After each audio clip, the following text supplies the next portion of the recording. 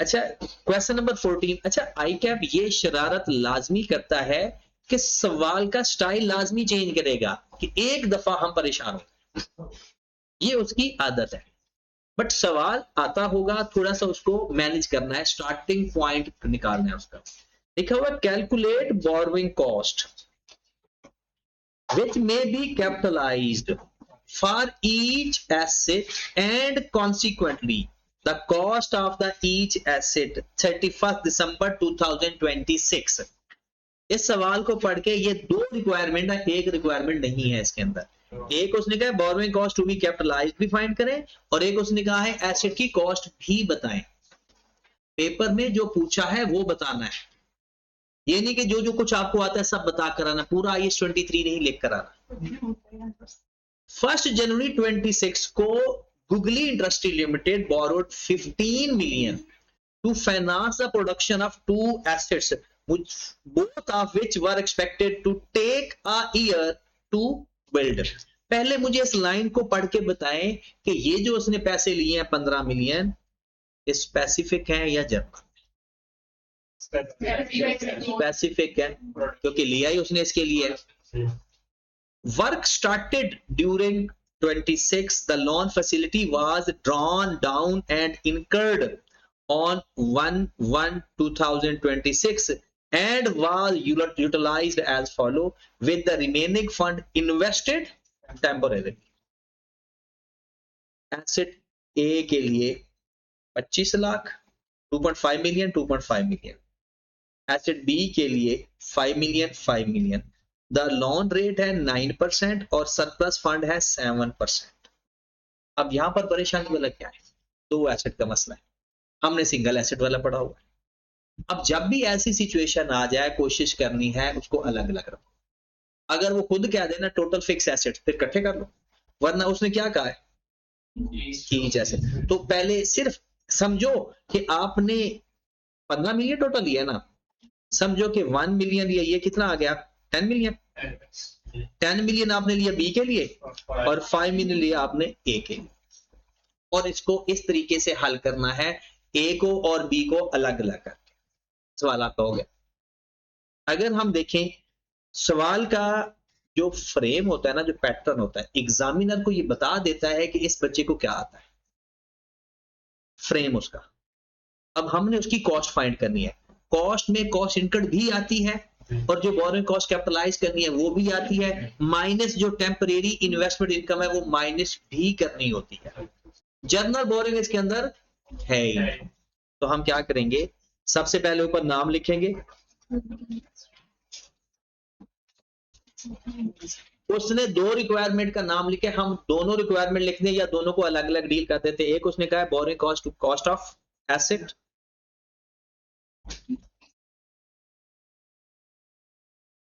and borrowing cost to be capitalized।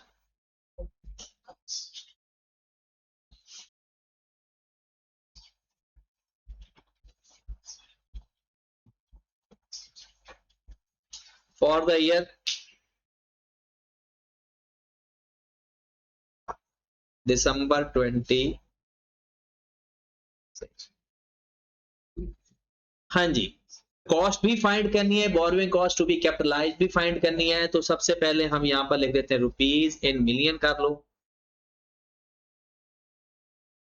Cost incurred, ये heading सिर्फ तब आनी है जब टोटल कॉस्ट फाइंड करनी है, और एसेट ए लिख ले ऊपर। बताओ 2026 के अंदर एसेट ए के ऊपर कितनी कॉस्ट इनकर्ड हुई है, 2026 के अंदर एसेट ए के ऊपर कितनी कॉस्ट इनकर्ड हुई है, 5 मिलियन, 5 मिलियन। फिर ऐड करेंगे specific borrowing cost,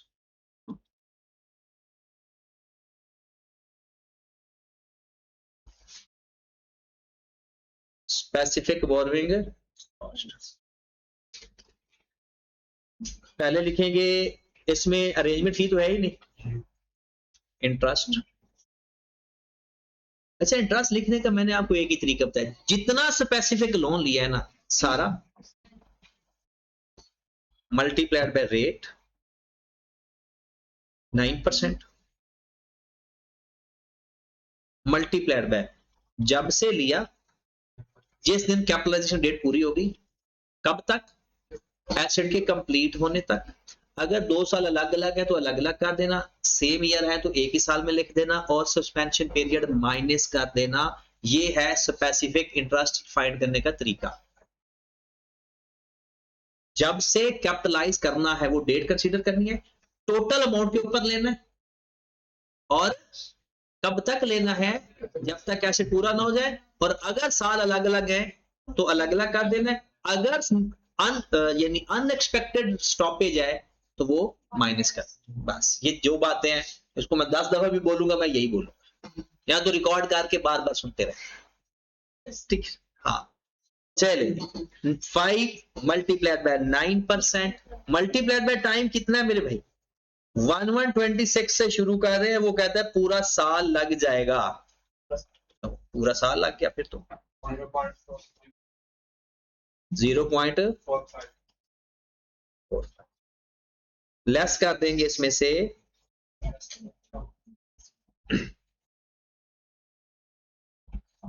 temporary investment income.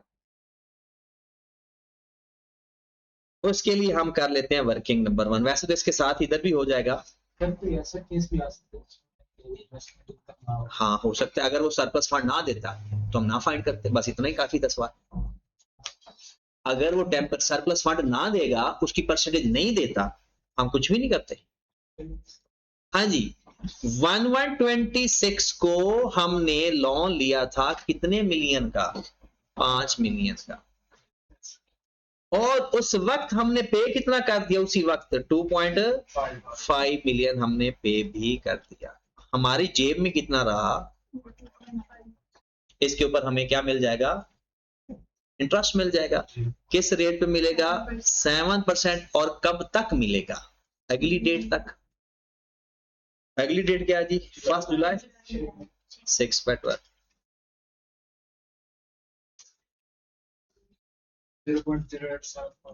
0.087। फिर 1 जुलाई को आपने 2.5 की एक और पेमेंट कर दी, और आपके अकाउंट में पैसे हो गए 0। ठीक होगी बात, तो बस खत्म हो गया ये सवाल। 0.0875 0.087 माइनस कर देंगे। अच्छा, जो मेरे पास आंसर आ रहा है, ये एसेट ए की कॉस्ट है, ये borrowing cost to be capitalized है, इतना हिस्सा ये borrowing cost to be capitalized है। और अगर टोटल करेंगे वो क्या कहलाएगा, एसेट की कॉस्ट कहलाएगा। तो कर ले जरा, एसेट की कॉस्ट ही बता दें पहले। हाँ, ये अगर आपने ऐसे सर्कल लगाना होता ना, फिर इसका टोटल करके नीचे भी लिखना होता है।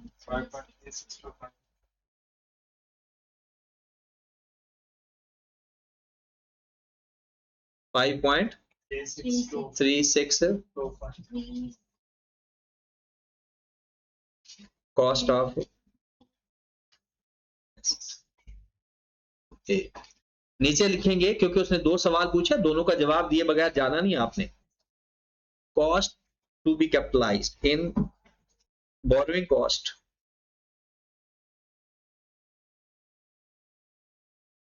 Capitalised in asset A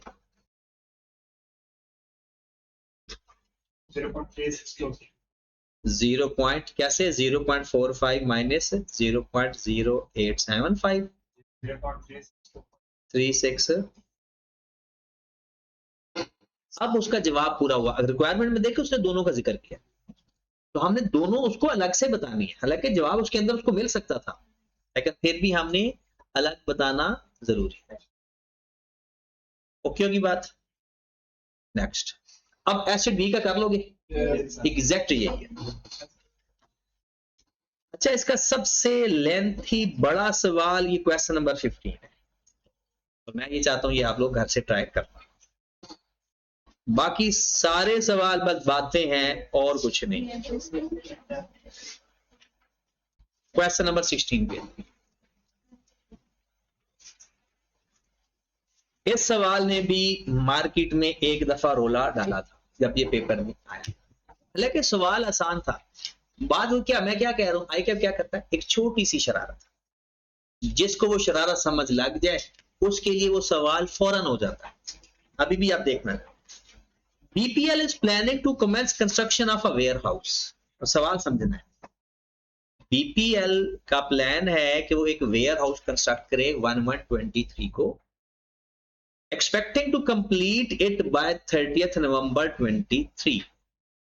The management wants to ascertain the borrowing cost that can be included in the cost of warehouse. Relevant detail in this respect are as follow.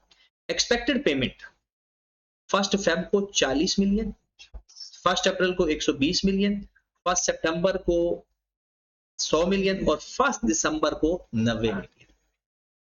The project can be financed through the following source. Number 1, हमें total कितना पैसा चाहिए, 350 million. कहता है specific loan 350 million at the rate of 16%। आपने specific इतना ले लिया तो क्या हमें जनरल बोरिंग की जरूरत है? नहीं। टू ऑब्टेन ऑन 11/23, आप मुझे बता सकते हो यहां से कि हमने कैपिटलाइजेशन किस दिन से स्टार्ट करनी है? देखिए सारी डेट बताऊं, कंस्ट्रक्शन कमेंसमेंट की डेट क्या है, पेमेंट की डेट क्या है, लोन लेने की डेट क्या है, 11/23, 3 डेट आ गई। जब तीनों डेट गिवन है तो कौन सी डेट मानोगे? लास्ट वाली। तो कौन सी लेंगे? कैपिटलाइजेशन 1 फेब से, 1 फेब 20 से। आगे लिखा हुआ है, कहता है the principal will be payable in 5 equal instalment along with the interest from 1 January 2024। और 2024 जाने, पेमेंट जाने, हमने जब तक करना है काम, हमने 2023 का काम करना है, हमने सिर्फ 2023 को देखा। हाँ, अगर एक्सट्रैक्ट बना रहे होते तो अगले साल की पेमेंट को हमने अलग से करके लिखना था, जैसे फाइनल अकाउंट में करते हैं। आगे देखें, withdrawal to be made, withdrawal to be made from existing running finance facility. ये किस चीज की निशानी है?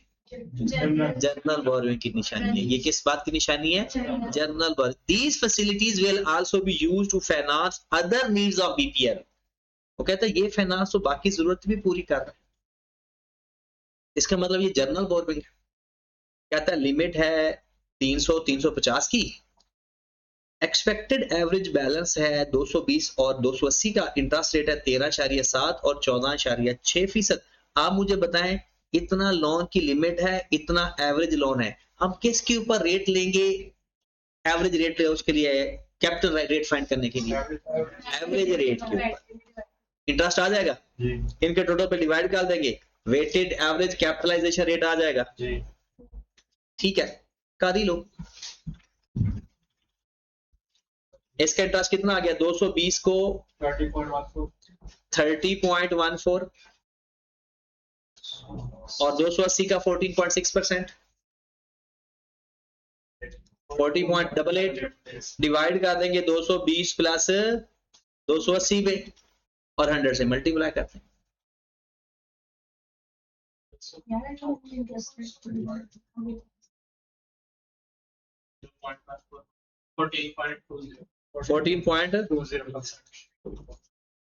The surplus fund available for loan and invested 10%। याद रखे सरप्लस फंड सिर्फ स्पेसिफिक बोरिंग होता है और किसी का नहीं होता।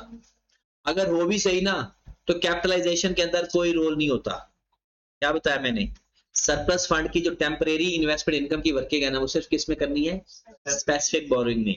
अगर किसी और के बारे में बताया भी होना तो बिल्कुल ही नहीं देखना। आगे चलते हैं।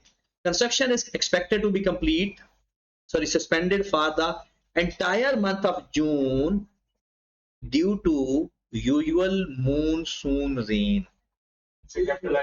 ये नॉर्मल सस्पेंशन है या नॉर्मल है? इसका मतलब है ये इसको इग्नोर करेंगे, ये सस्पेंड नहीं करेंगे, कैपिटलाइज कर देंगे। इसका मतलब है ये बस इसको वैसे ही नहीं देखते, जो नॉर्मल सस्पेंशन है ना उसको नहीं देखा। ओके होगी बात?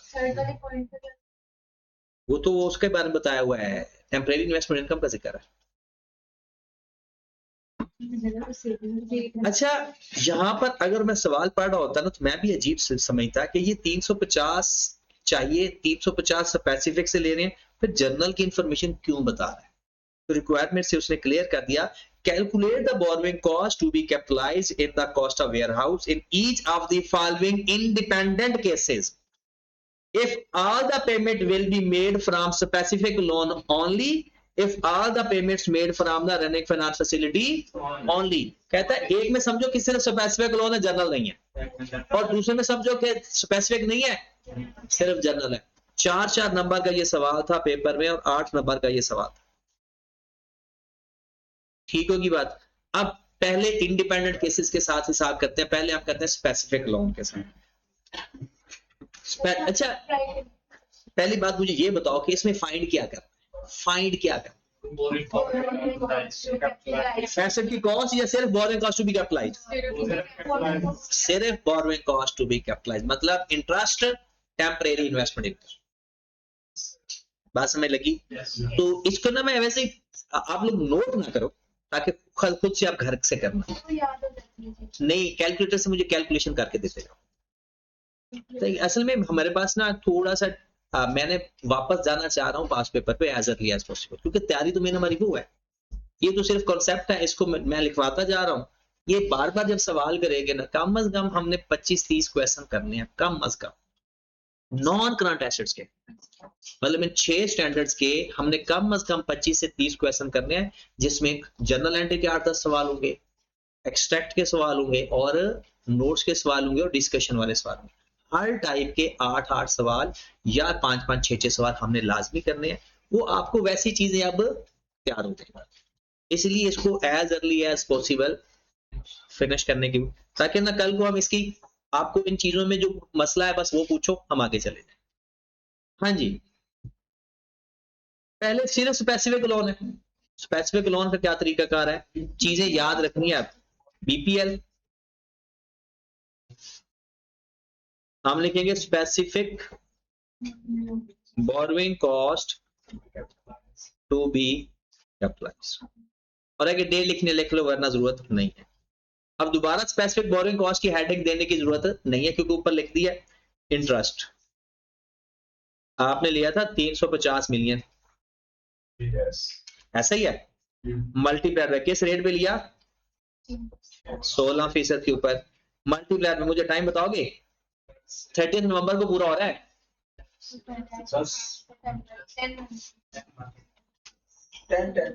और एक मॉनसून भी है वो कंसीडर है। अब मजे की बात एक बताऊं, बहुत सारे लोगों ने गलत किया, जवाब ठीक आया। उन्होंने गलत किया, उन्होंने 1 जनवरी से शुरू किया 11 महीने और 1 महीने सस्पेंड कर दिया, उनका भी 10 महीने है, लेकिन जनरल बोरोइंग में जाकर फंस गए, क्योंकि कैपिटलाइजेशन में हर जगह, कैपिटलाइजेशन में हर जगह 3 जगह है कैपिटलाइजेशन की, एक टेम्परेरी इन्वेस्टमेंट इनकम, एक स्पेसिफिक बोरोइंग और एक जनरल बोरोइंग। उसके अंदर सस्पेंशन पीरियड कंसीडर करना है या नहीं करना, ये कॉन्सेप्ट होता है, बस होता है इन 3 जगहों पे भी है और किसी जगह नहीं होता। हाँ जी, कितना आंसर आ गया? 46. लेस कर देंगे एपो इनकम, वर्किंग नंबर, यहां से फंस गया वो, क्योंकि यहां पर उन्होंने कैपिटलाइजेशन स्टार्ट की 1 से, और करनी कहां से थी, 1 फेब से, क्योंकि जहां से कैपिटलाइजेशन स्टार्ट करनी है टेम्परेरी इन्वेस्टमेंट इनकम की, वो उसी दिन से स्टार्ट करनी है। तो हमारे पास वर्किंग नंबर 1 आ गई, डेट, लोन की पे remaining loan multiply by rate multiply by 1 Feb से शुरू करेंगे। 2000 कौन सा है,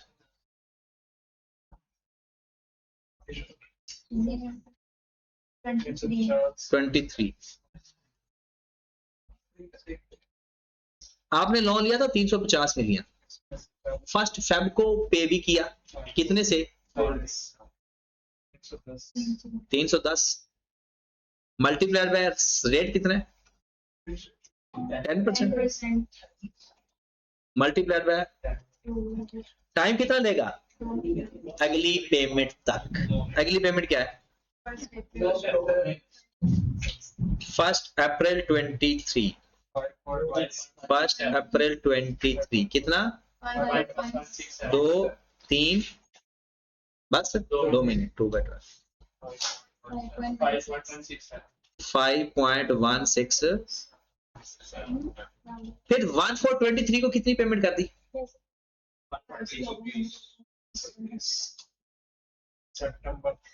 कितना बच गया?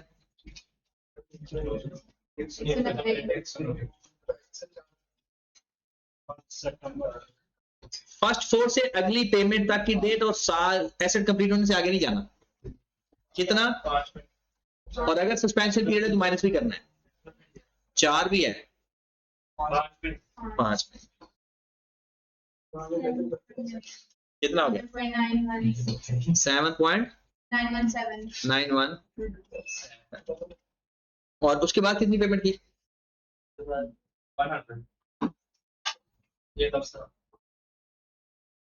90 बच गया। 1923। कब तक? अब 30 नवंबर तक जाएंगे, आगे नहीं जाएंगे। 30 नवंबर तक कितना टाइम आता है? 3 महीने। 9 10 क्या? 2.25।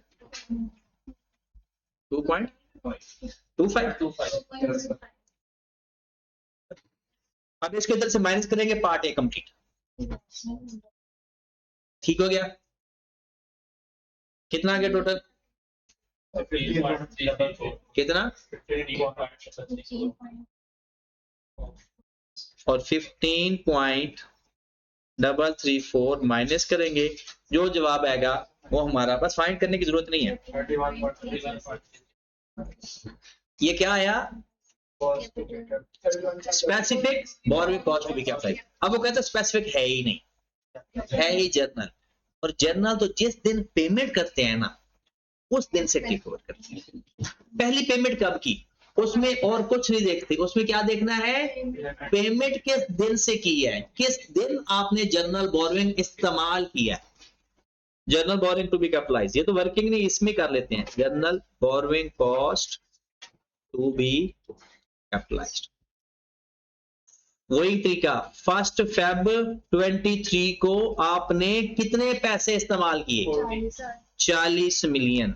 तो इसके ऊपर आपको इंटरेस्ट कैपिटलाइज करना पड़ेगा।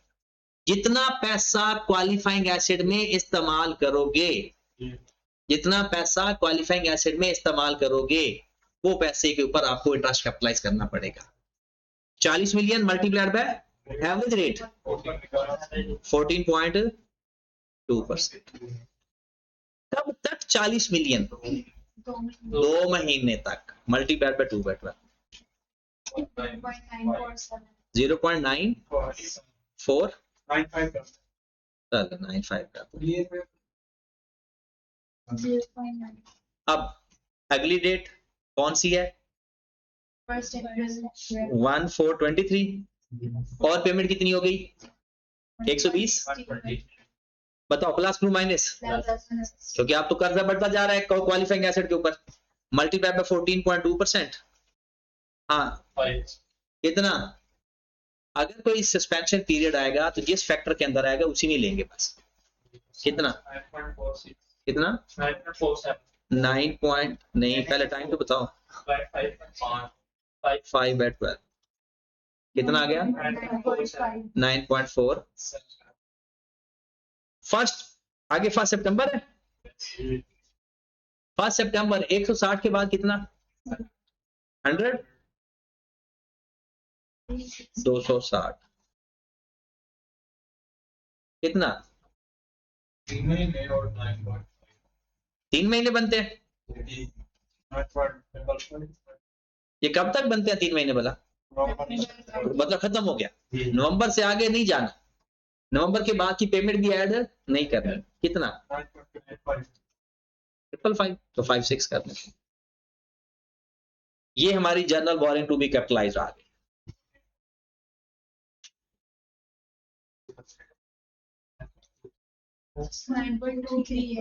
आखिरी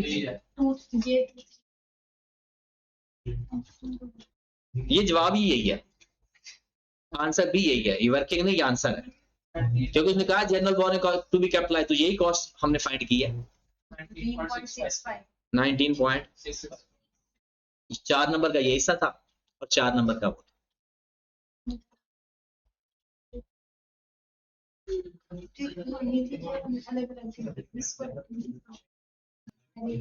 अच्छा, 2 क्वेश्चन आपने सॉल्यूशन बिल्कुल नहीं देखना, सिर्फ माइंड मैप बनाना है 4 से 5 लाइनों में। ये क्वेश्चन पढ़ के ना 17 भी और सॉल्यूशन देखे बगैर क्वेश्चन नंबर नहीं अभी देखना है, ये अंग्रेजी वाला सवाल वो डिस्कशन वाला 19 अभी हमने इसको डिस्कस करना है, 3:30 अभी टाइम रहता है। जल्दी से क्वेश्चन अब माइंड मैप बनाना है। हमने मेन प्रैक्टिस किस बात की कर रहे हैं कि अच्छा हमसे आई कैप का क्वेश्चन पिक हो रहा है या नहीं हो रहा, कि जो हम जवाब सोच रहे हैं क्या वही जवाब आई कैप भी बना रहा है या कोई और 17 और 19 अभी बनाना है। और जो ऑनलाइन वाले बाद में लाइव क्लास लेते हैं ऑनलाइन, उन्होंने भी ये पहले सोचना है, फिर उसके बाद उसका सोल्यूशन दें। दोनों सवालों को ना अपने ना कहीं पॉइंट लिख लेना ना कि इसमें ये हम जवाब देंगे।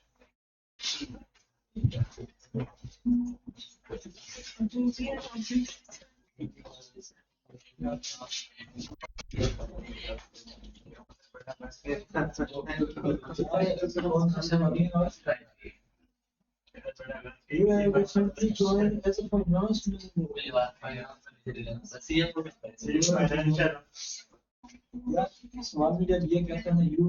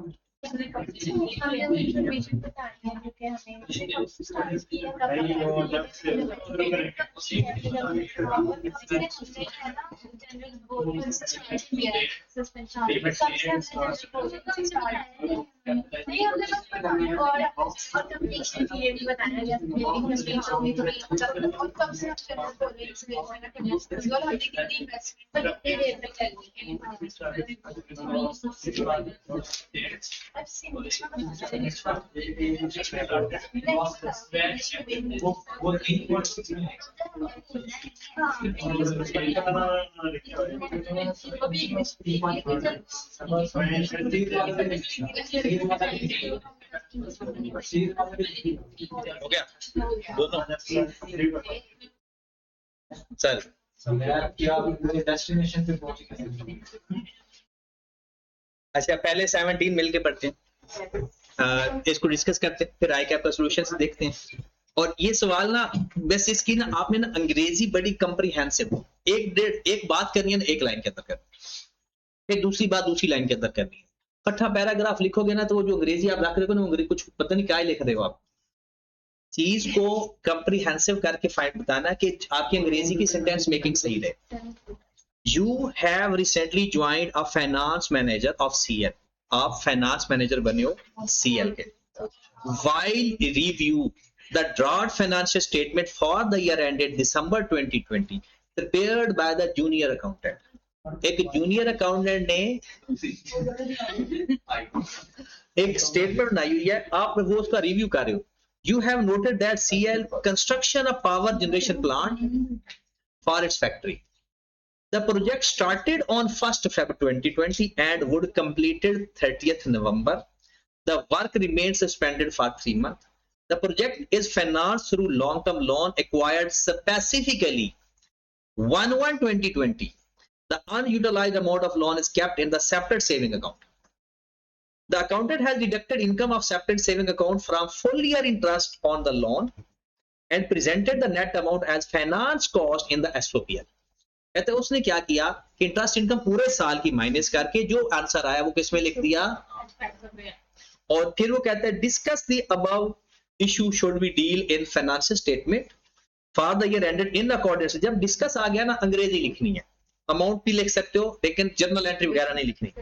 इन अकॉर्डेंस विद IFRS सबसे पहले हम ये देख लिखेंगे कि प्रोजेक्ट स्टार्ट कब हुआ, 1 फरवरी, और 1 जनवरी को लोन ले लिया था। इसके अलावा पेमेंट की डेट नहीं बताई। तो हम कहेंगे कि interest will be capitalized from the 1 Feb to 30 November minus 3 महीने सस्पेंशन, बाकी का एसपीएल में जाएगा। और बिल्कुल इसी की फाइनेंस इनकम वो हम आ जाएगी, नेट होगी उसमें से कैपिटलाइजेशन कॉस्ट में, और बाकी जो अमाउंट आएगी इन्वेस्टमेंट इनकम पहले महीने की या आखिरी महीनों की या सस्पेंशन पीरियड की, वो किस में जाएगी? एसओपीएल। अब इसको अंग्रेजी में लिख, सॉरी, अच्छा 30 नवंबर 2021 में कंप्लीट हो रहा है और वो पूछ रहा है कि 30 2020 तक, तो 31 दिसंबर तक वो हमारा सीवे पे रहेगा और उतने टाइम का इंटरेस्ट कैपिटलाइज होगा। बाद में जो चीजें आएंगी वो तो बाद में देखी जाएगी। अब इसका आंसर देखें जो आई के आपने फ्रेम किया। सबसे पहली लाइन क्या लिखेंगे कि जो उसने किया है वो गलत है। The accounting treatment adopted by accountant to expense out borrowing cost is incorrect, as some borrowing cost is eligible for capital. अब ये भी बताएंगे power generation plant fall under the definition of qualifying asset as its construction involves substantial, यहाँ उसने qualifying asset का जिक्र कर दिया। अगर ये qualifying asset ना होता तो जो उसने किया था वो ठीक था। अगर ये qualifying asset ना होता ना power generation, तो जो उसने किया था तो सारा जाना ही एसओपीएल के अंदर था, तो फिर उसका किया हुआ काम ठीक था। Construction of power plant is financed through specific borrowing as actual borrowing cost incurred less temporary investment income on the borrowing cost would be capitalized. However, the borrowing cost will be capitalized from the date when construction actually start 1 Feb rather than 1/1/20। ये बात भी okay होगी। देखिए वो सारी बातें paragraph में लिख रहा है, हम सारी बातें बुलेट्स फॉर्म में लिखेंगे। 4 बातें, 6 नंबर का सवाल था, 4 एक बातें भी हो जाए तो ओके है। आगे देखें, further the capitalisation of borrowing cost should be suspended and charge to SOPL during 3 month when work was. अब जरा उसका फोकस करें, जो आपको नंबर देने वाली चीजें हैं। सबसे पहले आपने इसका जिक्र किया, फिर इसका जिक्र किया, फिर उसने ये कहा कि जो पावर जनरेशन है बजाते खुद वो क्वालिफाइंग एसेट है, इस बात को उसने जिक्र किया। फिर उसने कहा जी स्पेसिफिक लोन है, इसका भी वो जिक्र करेगा। अब आगे देखते हैं, आगे वो कह रहा है कि जो उसका कैपिटल जो सस्पेंशन पीरियड का था ना वो किस में जाएगा? एसओपीएल। In the SOPL, borrowing cost on the loan and interest earned from saving account should be present separately। कहता ये भी है कि SOPL के अंदर ना borrowing cost और loan और interest income earned वहां पर नेट नहीं करना। वो कहते हैं उधर हम नेट करके लिख देते हैं ना, कहते हैं SOPL के अंदर जो बैलेंस आएगा ना वो आपने, हाँ ये बात ये हमने पढ़नी थी डिस्क्लोजर के अंदर जाकर, एक्सट्रैक्ट के अंदर, ये हम हमेशा सेपरेट लिखते हैं। फिर वो वाला सवाल इससे भी ज्यादा इंटरेस्टिंग था और बहुत ज्यादा लोग उससे परेशान भी हुए।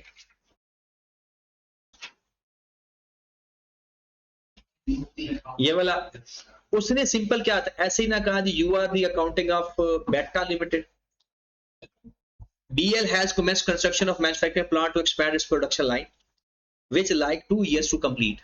एक इंफॉर्मेशन मिल गई, 2 साल लगेंगे, ये क्वालिफाइंग एसेट है क्योंकि इसको 2 साल लगेंगे, ये बात हमें मिल गई बात करने के लिए। The cost of the plant will be financed through a new loan specifically।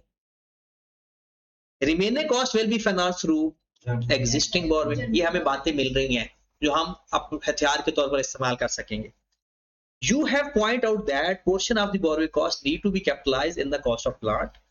The management is interested in determining the estimated borrowing cost that will be capitalized in the future and has requested you to prepare a working। किसके बारे में कहता है? List the information, key date or amounts that you have need to gather in order to calculate the estimated cost to be capitalized। कहते हैं कौन कौन सी date आप कंसीडर करते हो जब आपने बोरोइंग कॉस्ट को कैपिटलाइज करना हो। एक तो हम करते हैं कि स्टार्ट कब करना है, एक हमने करना है सस्पेंशन पीरियड की डेट को देखना होता है, एक ये सब्सटेंशियली कंप्लीट कब हो रहा है, और वो कहता है डेट भी और अमाउंट भी। जो स्पेसिफिकली अमाउंट ली हुई है वो सारे का सारा उसके ऊपर इंटरेस्ट आएगा, जो हमने जनरल बोरिंग लिया है, जो जनरल बोरिंग से अमाउंट इस्तेमाल करेंगे सिर्फ उसके ऊपर इंटरेस्ट आएगा, टेम्परेरी। ये सारी बातें उसने एक अपने अंदाज में लिखी है आप अपने अंदाज में लिख कर आओगे, बात बतानी वही चीजें हैं। अब उसने देख ले कैपिटलाइजेशन पीरियड के बारे में पहले, when that date when started incurring expenditure, incurring borrowing cost, activity to कर सके, ये तीन बातें भला कौन सी बताई हुई हैं? When capitalisation start. आगे any period of time during suspension का भी बता दिया। When substantially activity necessary constructs are completed, 5 date उसने बता दी। पहली डेट कौन सी है? लोन कब लिया, ये हम कंसीडर करते हैं ना। उसने ये नहीं कहा, ये बिल्कुल नहीं कहा कि किस डेट को कैपिटलाइज करना है, उसने कहा कौन कौन सी डेट को हम कंसीडर करना है। हम कहेंगे लोन कब लिया, हम कहेंगे कंस्ट्रक्शन कब स्टार्ट की, हम कहेंगे कंप्लीट यानी पेमेंट कब की, उसकी अपनी अंग्रेजी में लिख देना चाहे। फिर हम लिखेंगे कि कंप्लीट कब हुआ, फिर हमने लिखना है सस्पेंशन कब हुई, ये सारी चीजें। और आगे अमाउंट की बात आ गई। Detail of borrowing, detail of new specific loan, amount of rate interest, date obtained and date of repayment. फिर income earned on the temporary investment income, इसको कंसीडर करते हैं। Detail of existing general borrowing, उसका rate, उसका capitalisation rate. और जो सवाल हम करते होते हैं ना, उसने ये सवाल पूछ लिया कि आप क्या क्या कंसीडर करते हैं। चलें जी, एक लास्ट क्वेश्चन कर लेते हैं, अभी 10 मिनट रहते हैं, डिस्कस कर लेते हैं और कल से फिर एक्सट्रैक्ट और नोट्स शुरू। मैं आपको IS 40 साथ ही करवाऊंगा और साथ इसके सवाल भी शुरू करवाता हूँ।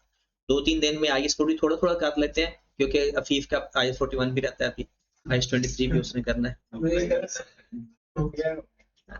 तो जिसका भी बहुत सारे लोगों को रहता है।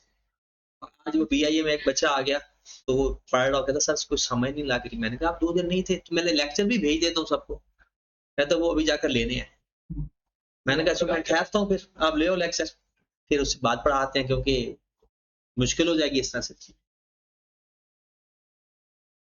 हाँ जी, पहले तो रिक्वायरमेंट देखें।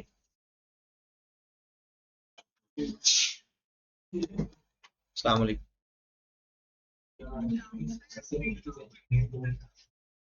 छोटा सा तो काम मैं करता ही नहीं।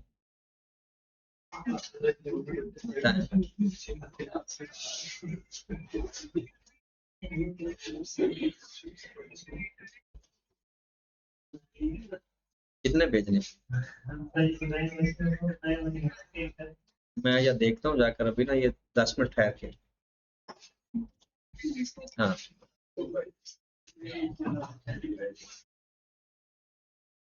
Calculate borrowing cost to be capitalised in the cost of factory building. Find क्या कर रहे हैं? सिर्फ बोरोइंग कॉस्ट या बिल्डिंग की कॉस्ट?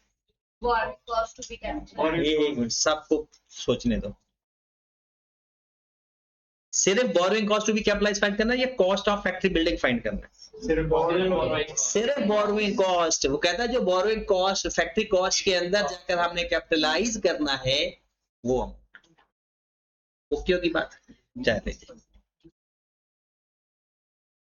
अब इस सवाल को सिर्फ पढ़ना है, क्योंकि करना तो आपने खुद है। ये सवाल जो मैंने आपको पहला सवाल करवाया ना, ये वो है। आज जो पहला सवाल जनरल बोरोइंग स्पेसिफिक बोरोइंग हमारी खत्म हो गई थी, फिर हमने जनरल बोरोइंग स्टार्ट कर दी। ये बिल्कुल वही सवाल है, बस ये देखना आपने ये है कि ये जो फाइनेंस है ये जर्नल है या स्पेसिफिक है। और अगर जर्नल हो तो उसका वेटेड एवरेज कैपिटलाइजेशन रेट आता है, और अगर स्पेसिफिक हो तो हर एक का अपना अपना रेट आता है और अपने अपने तरीके से आता है। सवाल देखें, 1123 को TL ने कंस्ट्रक्शन स्टार्ट कर दी। Below is the breakdown for the payment. 1123 को स्टार्ट की, पेमेंट की 1 फेब को। बताएं किस दिन से कैपिटलाइजेशन स्टार्ट होगी? अगर आपने लोन लिया और उसके साथ अरेंजमेंट फी है, वो हमेशा जब लोन लेते हैं तभी देते हैं, ये बात भी याद रखें। उसके बाद 1 अप्रैल को ये पेमेंट्स का स्केड्यूल आ गया। कहता है these are finance through the following source. 17% long term loan 1 जनवरी को लिया 250 मिलियन। 1 मार्च को राइट शेयर इश्यू किए 24 डिविडेंड 300। 1 अगस्त को 19% शॉर्ट टर्म लोन लिया पेबल 24 340। एडिशनल इंफॉर्मेशन, पहली बात तो ये देखिए, ये होता है इक्विटी फंड। राइट शेयर है ना, राइट, ये तो हमारा अपना पैसा है। राइट शेयर इशू करके जो पैसे लेंगे, अब जरा इसकी ना इसका इंटरेस्ट आता है ना इसकी अरेंजमेंट फी आती है, इसका सिर्फ और सिर्फ अगर कोई चीज आती है तो कॉस्ट इनकर्ड लेना आता है। क्या लेनी होती है? क्योंकि कॉस्ट इनकर्ड हो रही है वो तो एसेट की कॉस्ट में ऐड होगी ना। बोरोइंग कॉस्ट इसकी होती ही नहीं है, ये बोरोइंग है ही नहीं, ये तो हमारा पैसा है, तो बोरोइंग कॉस्ट कैसे आई? तो इसकी बोरोइंग कॉस्ट कभी नहीं आती, ना इसकी टेम्परेरी इन्वेस्टमेंट इनकम आती है, ना इसकी बोरोइंग कॉस्ट। अगर गिवन भी होना तो इग्नोर करना है, लेकिन कॉस्ट आती है। आगे देखते हैं, surplus fund is available for both loan and right shares were invested in saving account earn 10%। Surplus fund loan का तो लेंगे लेकिन इक्विटी फंड का नहीं लेंगे, आया भी तो ठीक है, अदर इनकम में लिख देंगे। The construction work was suspended from 1st July से 31st July। However, substantial technical and administrative work was carried during the July 23। क्या था? जुलाई के अंदर काम सस्पेंड था, बट टेक्निकल और एडमिनिस्ट्रेटिव वर्क वाज कैरीड। बताओ नॉर्मल सस्पेंशन है या सस्पेंशन है? नॉर्मल है तो इसका मतलब है फिर सस्पेंशन पीरियड नहीं है, और अगर ये नॉर्मल नहीं है तो फिर 1 महीने का वो इंटरेस्ट सस्पेंड कर देंगे। तो बताओ सस्पेंड करेंगे या नहीं? नहीं करेंगे, क्योंकि नॉर्मल टेक्निकल काम चल रहे हैं, कोई वायरिंग हो रही है, कोई प्लम्बरी का काम हो रहा है, तो काम तो हो रहा है। The construction of the factory building was completed 30th November, but due to minor modification, it was not available for use till December। तो कहां तक कंप्लीट मानेंगे? 30th नवंबर तक, क्योंकि सब्सटेंशियली कंप्लीट। अब इसमें बहुत ज्यादा स्टूडेंट्स ने समझा कि ये जर्नल बोरोइंग है, इसमें एक भी जर्नल बोरोइंग नहीं है। मुझे बताएं किसी जगह उसने ये कहा हो कि ये वैरायटी पर्पस के लिए है, ये रनिंग फाइनेंस है, ये एग्जिस्टिंग फाइनेंस है, ये तो लोन लिया है। कहते हैं आपने जो ऊपर कंस्ट्रक्शन करनी है ना, उसके लिए ये लोन आपने ये से सोर्स से लिया, इसको तो इंटरेस्ट इसका नहीं लेना कभी भी, याद है। ये इक्विटी फंड, और ये तो बड़ा आसान हो गया आपके लिए। 250 किस दिन लोन लिया? 1 जनवरी को। कैपिटलाइजेशन किस दिन से शुरू करनी है? ये सवाल इधर ही हो जाना है। देखिए 250 का इंटरेस्ट है 17%। 1 फेब से कैपिटलाइजेशन स्टार्ट करनी है और 30th नवंबर तक हमने जाना है, दरमियान में कोई सस्पेंशन भी नहीं है। Multiplied by 10। अब जरा सुनिएगा, राइट शेयर का तो हमने कुछ करना ही नहीं है। अब आगे 1 अगस्त को हमने एक और शॉर्ट टर्म लोन लिया 340 मिलियन का, 19% के रेट के हिसाब से। 1 अगस्त से लोन लिया, शर्तें सारी पहले पूरी हो चुकी हैं, फर्स्ट ऐसे शुरू भी हो चुका है, पेमेंट्स भी हो चुकी हैं। 1 अगस्त को जो हमने लोन लिया है, कितने महीनों का इंटरेस्ट कैपिटलाइज होगा? 4 महीनों का, मल्टीप्लाई कर इंटरेस्ट आ गया। अब सिर्फ एक चीज रह गई, टेम्परेरी इन्वेस्टमेंट इनकम, वो आपने कहा जी। वो 200 जो अप्रैल में पेमेंट की है 350, हाँ, तो हमने इक्विटी से पे कर देंगे, फंड तो सारा पड़ा हुआ है ना। और मजे की बात है, अगर आपके पास पेमेंट का टाइम आ गया और तीनों टाइप के फंड अवेलेबल पड़े हुए हैं, तो पहला इक्विटी, फिर स्पेसिफिक, फिर जनरल। जब भी अगर आपके पास स्पेसिफिक लोन पड़ा भी है, वो इंटरेस्ट देता रहेगा हमें। पेमेंट कहां से करनी है? अगर पेमेंट का वक्त आ गया, आपके पास इक्विटी फंड पड़ा हुआ है, तो पहले इक्विटी फंड से। मार्च में कोई भी पेमेंट करेंगे, 1 मार्च को कोई भी या उसके बाद कोई भी पेमेंट करेंगे, तो कैसे करेंगे? अब इसका सोल्यूशन देखने की कोशिश करोगे, आपको समझ नहीं लगेगी, फिर कल को सवाल ही समझ लगा। इंटरेस्ट तो आ गया, एक चीज रहेगी टेम्परेरी इन्वेस्टमेंट इनकम। 250 था, उसमें से जितनी पेमेंट करेंगे वो माइनस करते जाएंगे, इंटरेस्ट आता जाएगा। जैसे ही हमारा अपना पैसा आ जाएगा, तो उसके ऊपर नहीं इंटरेस्ट लेंगे, फिर लोन वाला पैसा आएगा, अगर पड़ा हुआ है बैलेंस के अंदर पेमेंट के अलावा, तो उसके ऊपर लेते रहेंगे। ठीक है, ये आपने खुद करना है। और शॉर्ट टर्म पे भी लेंगे, क्यों नहीं लेंगे? वो तो 24 में देना है ना, पैसा तो हमारे अकाउंट में है ना, पैसा जो पड़ा है आपके अकाउंट में ही है। अब आपने एक क्वेश्चन को छोड़ देना है, क्वेश्चन नंबर, वो मैं आपको ये खुद करवाऊंगा, एक्सट्रैक्ट वाला पहला सवाल तो मैं खुद करवाऊंगा ना, ओपनिंग तो मैं करूंगा ना। तो कल फिर मैं आपको एक एक्स्ट्रा का सवाल करवाऊंगा और यही वाला सवाल करवाऊंगा जिसमें बोरोइंग कॉस्ट भी है। क्वेश्चन नंबर 18 आप छोड़ देना, उसके अलावा हमारा ये चैप्टर कंप्लीट हो गया। एक कॉन्सेप्ट रह गया है, वो एंड पे लिखा हुआ है, कहते हो तो मैं आपको निशान भी लगवा देता हूँ। अंग्रेजी भी आपने कंप्लीट कर लेनी है, 2 हेडिंग छोड़ के, 2 हेडिंग बता देता हूँ जो छोड़नी है आपने, वो आते ही मैं कल पहले वो कंप्लीट करवाऊंगा।